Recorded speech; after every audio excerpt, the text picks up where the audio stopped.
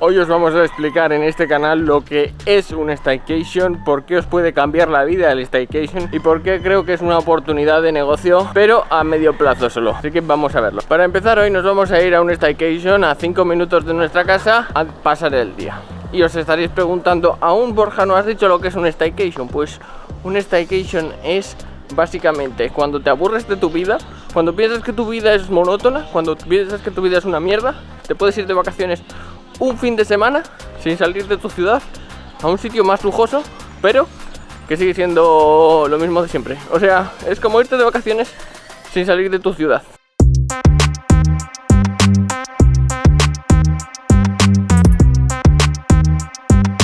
¿Os acordáis del anuncio aquel de Castilla y León? ¿Por qué no te quedas unos días? ¿Por qué no te quedas unos días? ¡Vamos! Es un anuncio que cuando veía de pequeño decía, pero sois gilipollas, lo estáis echando esto en la televisión de Castilla y León. Y ya estoy en Castilla y León. Además, qué triste es Castilla y León, que tiene que pedirle a la gente, por favor, ya de paso que viene aquí, que se quede unos días. Y encima en el anuncio hay un tío que te dice que te quedes unos días y otro que te dice que te vayas. ¡Vámonos!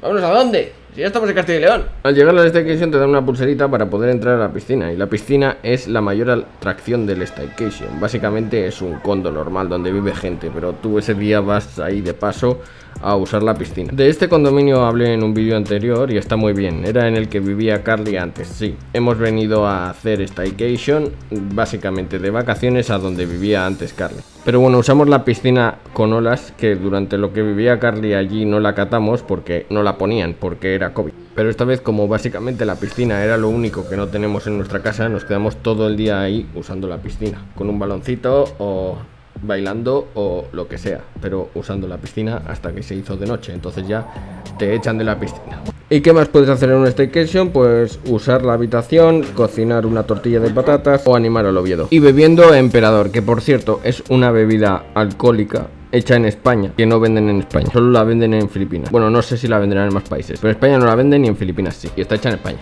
También comimos tacos y jugamos al Monopoly, que gané yo, por cierto, porque al Monopoly siempre gano yo. Y jugamos al 1, menudo juego el 1. Cuando nos aburrimos salimos al pasillo a hacer estas imágenes súper épicas con la bandera de España y la bandera imperial de España, y alguien se cabreó y nos echaron y nos tuvimos que volver cada uno a nuestra habitación. Es lo que pasa en los condos, que no puedes hacer absolutamente nada de ruido o de nada. No hay libertad, joder, no hay libertad. Por cierto, mirad qué vistas, y si os queréis venir a vivir aquí, sabed que son 25.000 pesos al mes por el apartamento de 2 habitaciones y 15.000 pesos al mes por el apartamento de una habitación, que es donde estábamos haciendo staycation, por unos 3.500 pesos la noche. Estaréis preguntando, ¿es buen negocio montar un staycation? ¿Es buen negocio comprarse un condo para alquilarle a filipinos para hacer staycation? Pues el staycation la verdad es que es muy popular y los filipinos lo hacen mucho, y cuando no saben qué hacer con su vida y no les da para darse unas buenas vacaciones, lo que hacen es tomarse un staycation. Y os estaréis preguntando, ¿qué clase de filipinos hacen staycation? Pues son los que yo llamo pinelials, que viene a ser lo más parecido a un binennial que hay en Filipinas. Básicamente, filipinos que no han tenido hijos ni novia y que suelen cobrar unos 600 euros al mes y se creen millonarios por ello y porque usan el coche de su padre todos los días y viven con sus padres.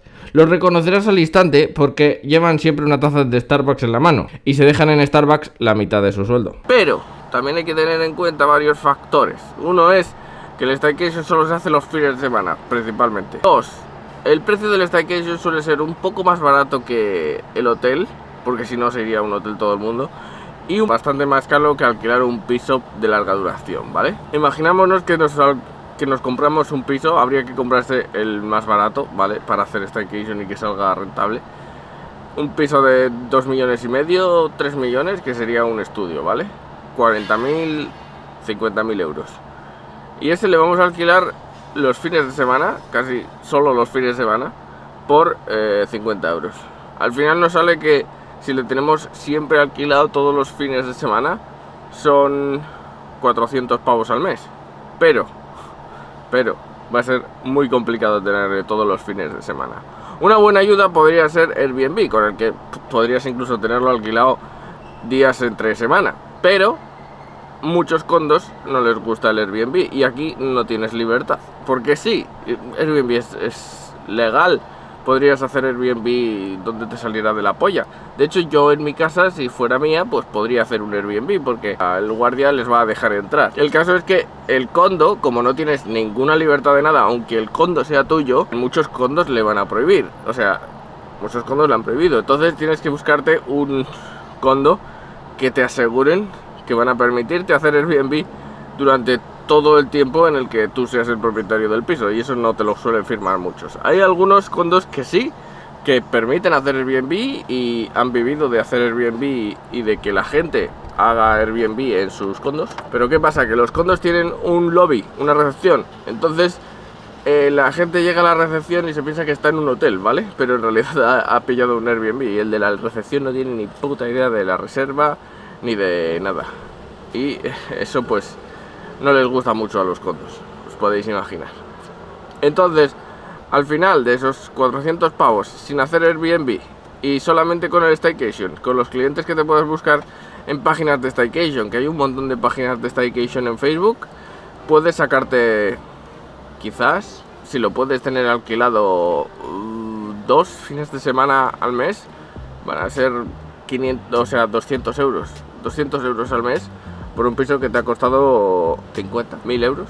No sé yo si le veo mucho tirada. Lo que sí que está bien es para amortizar el piso. Si le compras para venderle dentro de unos años, porque el mercado inmobiliario filipino sigue creciendo y algún día reventará, pero hasta que reviente.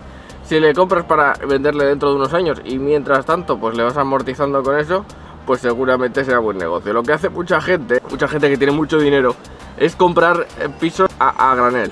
Básicamente montan en el condo donde vivía yo antes, había un tío que tenía 20 pisos, ¿vale? De esos 20 pisos todos los tenía puestos para hacer staycation. Y tenía a una tía, bueno, 2 contratadas para limpiar el staycation, encontrar clientes y todo lo que tuviera que ver con el staycation. Las tenía contratadas y las tenía viviendo en un staycation, que las pagaría una mierda porque las daba alojamiento en un condo, o sea, las tenía que pagar una basura. Pero sí, si tienes mucho dinero y te montas eso, puede ser que sea buen negocio y te dé para vivir con ello incluso, pero claro, es una rentabilidad bastante nimia. El caso, el buen negocio aquí para comprarse un piso y alquilarle es que el condo te deje hacer Airbnb. Si el condo te permite hacer Airbnb, es buena inversión. Si el condo no te permite hacer Airbnb y no es muy staycationeable, no es buena inversión. Muchas gracias por verme. Sabéis que tengo Patreon. Seguidme ahí si queréis apoyar la divulgación filipina en español. Nos vemos la semana que viene. Suscribiros, dadle like y compartid.